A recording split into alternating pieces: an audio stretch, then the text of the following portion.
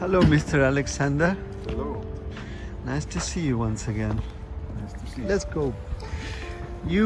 This is, I think, the first interview for Argentina in a film which is from Georgia, and at the same time, mysteriously, all the characters are fan of Argentinian team, and they love Messi, and they even paint in their back the word Messi. Why Argentina? It's not a nationalistic approach from my side. It's a curiosity. I grew up in a, like my father's favorite musician is Cato Barbieri. So I grew up with this music and somehow surrounded with this mood and this love already to this country. I don't know where he found it, but it was there. I love him too. I'm dreaming about making a film with the music Of Barbieri. But then I was a Barcelona fan all my life, and when I first saw Messi, big love started. And after years and years watching him, he became more than a footballer for me, because I'm watching him now for more than a decade, and I learn a lot, and not about football, but about everything. So I wanted to somehow not pay back, but think more about him and about the way he does things, also reflect through my film, and also maybe give him what he has not got yet, but what he deserves also through my film. That's so lovely also. Your films are particularly strange in the sense of mise en scène. You are from Georgia. In Georgia, there is a master who is, for me, one of the biggest masters of cinema, which is Otar Iosseliani. There is no a big connection in certain ways between you and him, except on the way that you portray a neighborhood, the way that you use the idea of community in the sense that it's not an approach on individuals, it's an approach on individuals on communities. And sometimes also you avoid shot and counter shot. So how do you see that? There is any sense of tradition towards him? You recognize in him as someone who it's important in your films? Definitely. We watched a lot films generally while preparing this film and also while shooting, but Iosseliani was one of the directors we watched a lot. But also I think when you grow up in Georgia and then try to make films, if you want or not, his presence somehow shapes you. Even if you don't make films, I think he made enough to somehow to shape everyone who lives there and change somehow how people think and see. But especially when you are into films, you can't avoid him. But also other directors. I try to, or it's important for me to have something behind me where I can start and then make my thing. And we have this big gap from 90s where there was almost everything stopped after Soviet Union collapse. So I have to go more deeper. So in the 90s, 80s, 70s, and Iosseliani is there. Yeah. Because I found that there are some similarities, and at the same time it's a film of your own. So that was the question behind it. There is something also that I like, and I would connect it with Iosseliani. For me, Iosseliani is someone who works on an idea of the world where the world is run by chance. And I think this film is also about that in certain ways. The mysterious of chance, that sometimes two people, they met and then it could change forever their lives, but it's just a chance. So can you tell me a little bit about why the key factor in the film, which moves the whole narrative, it's based on chance? I think it's also like the thing I kind of hope in the future for my life, because that's also I hope for myself what can happen at some day, that I bump into someone and at some point we can live happily together. So it's very strange moment. I think I've seen it once. I don't know if it really happened, but I think I've seen it once, how two people fell in love. Like I was just watching them from very far, how they start talking, and at some point, I'm not 100% sure, but it was my idea in that moment. But otherwise, it's really hard to direct or write or somehow to have a fantasy about how exactly this happens. And I don't know, I think it's not only chance, it's also, I believe also in fate, also in private decisions, but also in chance. I think these three things come together in this very moment. In your film also, it's not only a question that a couple meet and then they not forget, but they are cursed or something has happened, and they are near, but they at the same time they are not looking each other, or they don't realize exactly what they knew that they have to do, or they have to live together or whatever. But it's interesting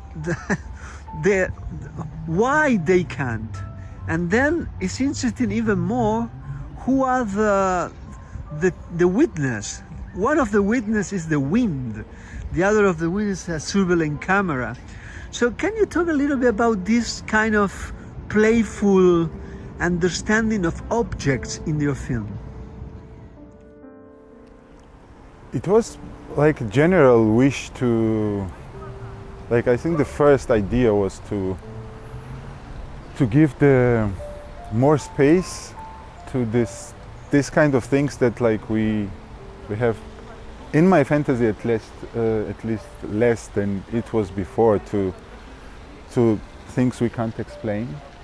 I don't know, I was calling this film also like a fairy tale. Now I don't do it because it's a bit pretentious, I think, but still, like the main idea was to have unexplainable things and to say it can happen, and things can happen which we can't explain, and or things we can't do anything against it because we took the road which isn't giving you the keys for everything. So this world where things can speak and life can get hard because of not only things you know, but also by the things you don't know, and you also don't know anything what to do against it. Like if something like this happens with you, it was the question what I asked myself, like what would I do if I wake up in different body, and I don't have an answer. I think I don't know if somewhere is a magician or someone who get the curse away. Once you decide that, there is something that you have to understand, and you have to, in certain ways, sort it out how to do it, which is how to shoot objects. And in your films, the first shots are particularly used not in the typical way, and here you could see that through those objects, but beyond also that. Can you talk a little bit? Maybe we could talk about that in the next chapter. And now.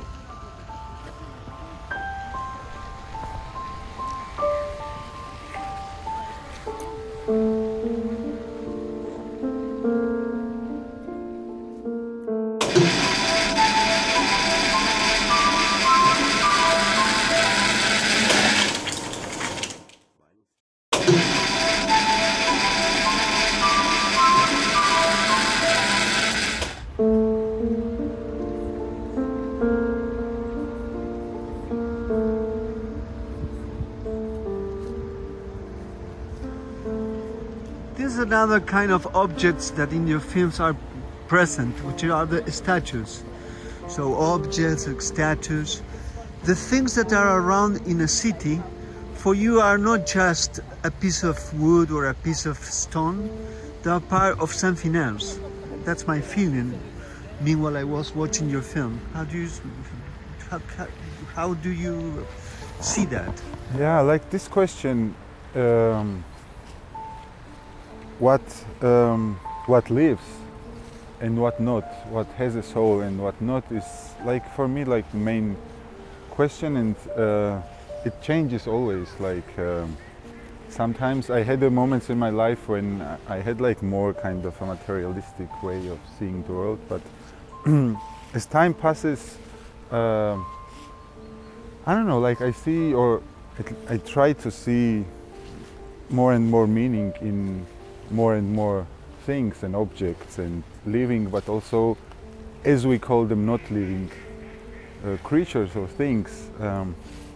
And also, like through like filmmaking is for me like a way to understand more, because I don't have an answer before the film. I don't know if like somehow I have a feeling that a tree is a living being, but I can't say it's to someone that it's like this, because I don't know.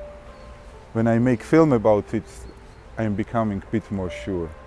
So I try to understand a bit more, and I think after this film I understood for myself, also like through filming, because when you film something you spend the time with an object or with an animal, and you look more carefully than before. It's like you look differently.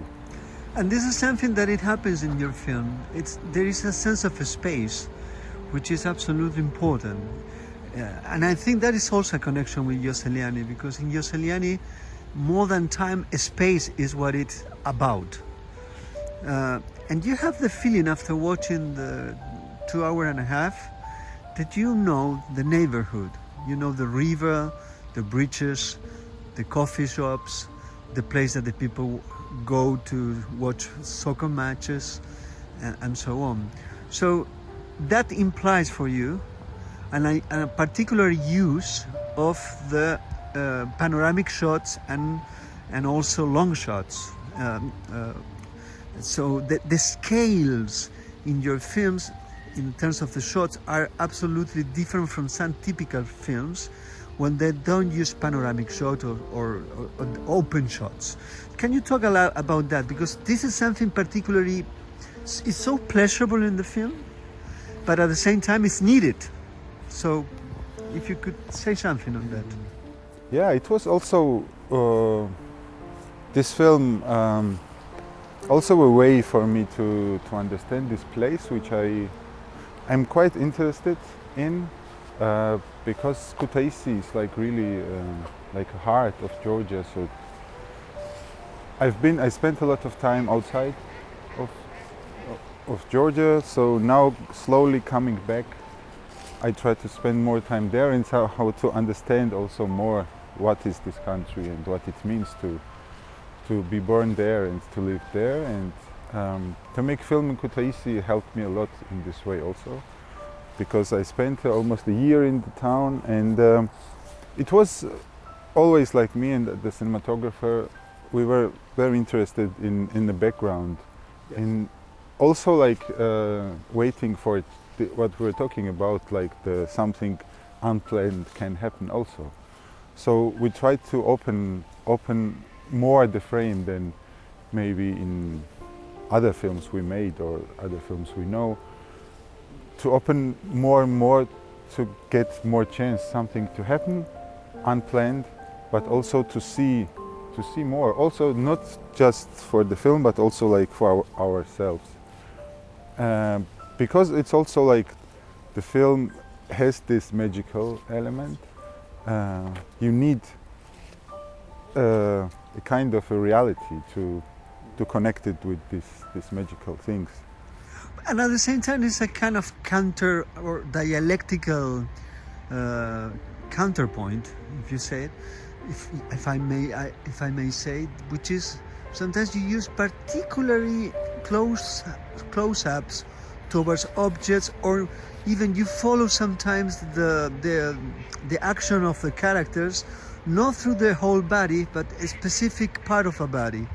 So that is something that you have used before, and I wonder why you like that, to go from the open shots to a particularly close shots on something, an action, a specific action on your characters or something. I think this is also the way of, before I was talking about understanding the place, same time through making this film or films before, it's also trying to understand like cinema, because somehow at some point it became my like big part of my life, but I'm still not very sure about everything, and I also don't want to be like not professional, but I think looking for how we do it and how I want to do it, what means what, and what tools we have. So it's this kind of things. It's for me always like looking what means what, like what is a close shot, what is a wide shot, and how can I connect them. And it's also a way of understanding this cinematic elements, which I have a feeling for in the next film I would use maybe differently now, because not that I know how they work, but somehow I know more than before. And I think all these things, like the wide shot, close-up, feet, it's things which like we watched also a lot, like silent films. So that's where we look for some inspiration, maybe we can say, and then try to reuse, recreate, understand.